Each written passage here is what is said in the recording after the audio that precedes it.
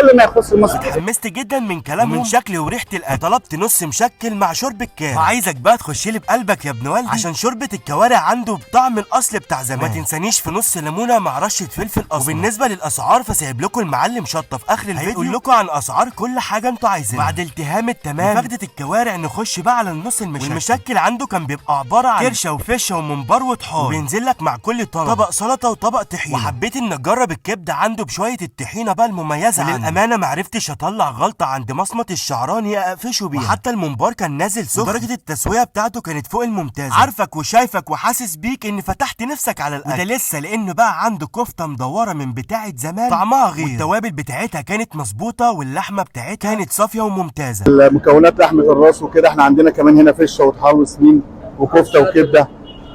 عندنا في رغيف ب 25 ب 30 ب 50، في طلبات بتبدا من 70 50 100 هنا.